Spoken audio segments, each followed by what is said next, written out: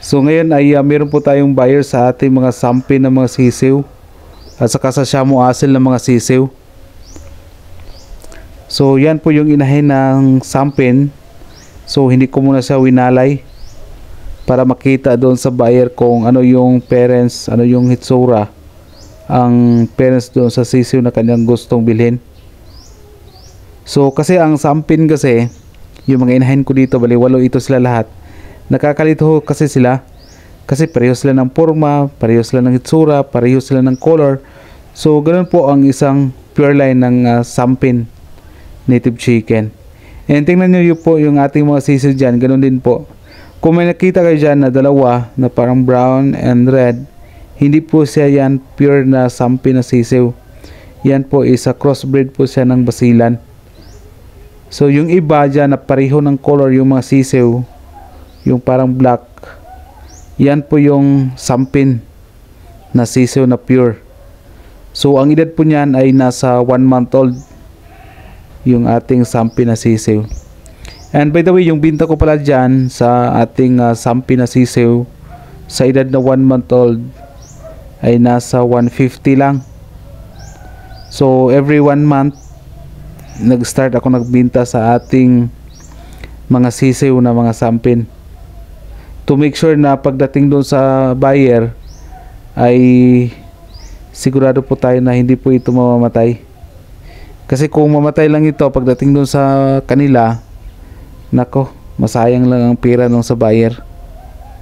Baka ma-discourage pa siguro after. So, pero may iba din na bibili sa atin ng ng mga 3 weeks old. Kung alam na kung paano alagaan yung mga sisiw, pwede lang naman. Pero yung baguhan pa lang, ang release ko talaga sa ating mga sisiw is nasa 1 month old. Kasi kahit walang ilaw na yan, kahit walang inahing manok, kaya na po nila mabuhay. At ngayon ay ipakita ko yan sa inyo yung ating Shamu Asil na mga sisiw yan, oh. Bali 10 lang yung Shamu Asil ko ng mga sisiw. Supposed to be yung kanyang gustong bilhin, yung kanina sa ating sampin is nasa 20 din po dito sa isang Shamu Asil na sisiw, kaso hindi natin nakayanan. Sa sampin 13 lang yung kaya nating maibenta sa kanya. Sa Shamu Asil 10 lang. Yan po. So itong mga sisiw na ito, pag mag-edad na ito ng running 2 months, 1 month old mahigit, kailangan itong bandayin kasi yung iba ko dito ng mga sisiw, magsabong sila. So yung iba dito may duguan yung iba. Sa ngayon na pa sila, medyo bata-bata pa sila, hindi pa yan sila mag-away-away, pero pag edad ng 2 months, nako, kailangan ng bantayan. So by the way, ang binta ko naman dito sa ating Shamu Asil ng mga sisiw sa edad na 1 month old ay medyo mas mahal siya konti doon sa ating sampin. Sampin ko 150, pero itong Shamu Asil na sisiw ko na ito na 1 month old ay nasa 200 pesos lang. So mura lang nga yan, yung 200 pesos ay 1 month old na Shamu Asil. Yung iba, kunwari ako minsan nag-inquire magkano, 500 fixed price na daw. So sa akin is almost half lang yung aking presyo. So napakamura lang. Supposed to be ito ay pang materialis ko ito, pero para sa akin, as long as may buyer tayo, ibenta na lang natin para magkapira tayo. Kasi yung iba nga nahirapan kung paano ibenta yung kanilang mga manok. Pero sa akin aside, dahil sa power ng social media, so napakadali lang magbenta. Palagi akong short dito sa ating mga sisiw na basilan, sampin at saka itong Shamu Asil.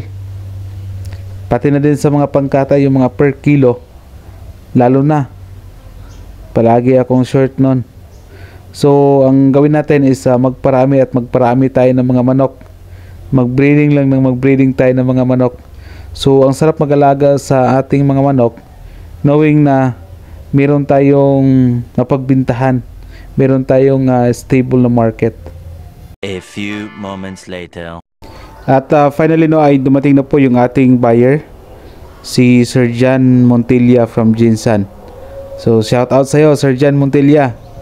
Maraming salamat sa pagbili ng ating mga sisiw. Bali pangalawang ano na ito niya, bili sa atin. Pangalawang balik na ho niya dito sa akin na para bumili ng mga sisiw. Nung una yung binili niya, yun po yung mga basilan, but this time yung binili naman niya sampin at saka shamu asil ng mga sisiw. So parang gusto ata niyang i-kompleto yung yung mga alagaan niya ng mga manok. So yan, piniprepare na ang ating mga sampin para dalhin niya sa Jinsan. So ito ay napakalayo ng Jinsan going to Bukidnon, pero pasalamat tayo sa ating buyer si Sir Jan Montilla. Kahit malayo ay sinasadya po talaga niya na puntahan dito yung ating mga manukan para bumili ng pang breeding materials na mga sisiw din sa atin.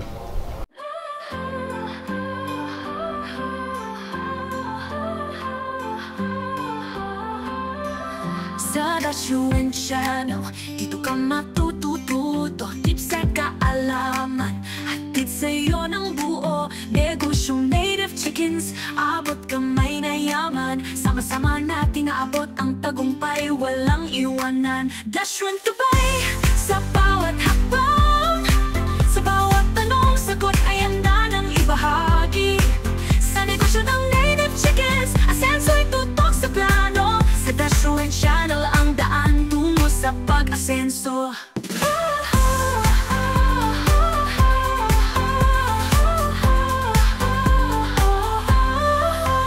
Pag-aralan ang bawat hakbang, bawat paraan, sama-sama tayo sa success, walang kapantay, kaalaman ay hatid para sa lahat. Sa Dashuin Channel, pag-harap mo'y abot kamay na dapat. Dashuin Dubai, sa bawat hakbang, sa bawat tanong, sagot ay handa ng ibahagi.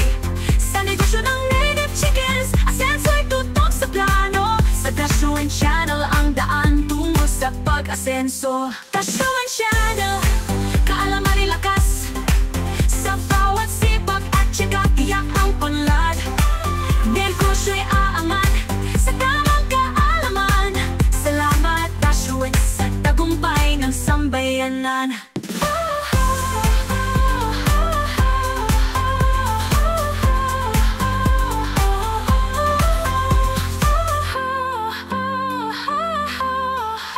Dashuin Channel, kaalaman ay lakas, sa bawat sipag at tiyaga, tiyak ang pag-unlad.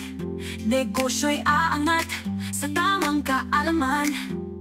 Salamat Dashuin sa tagumpay ng sambayanan. So yung total na kita ko for today, yung 13 na sampin ay naghalaga yun ng 150 per head. So sa 13 is meron tayong 1,950. Sa shamu asil, bali 10 lang, tag 200 per head. So meron tayong 2,000 plus tatlo na basilan na titig 100 plus 300. So ang total na binayaran sa ating buyer ngayon is nasa 4,250.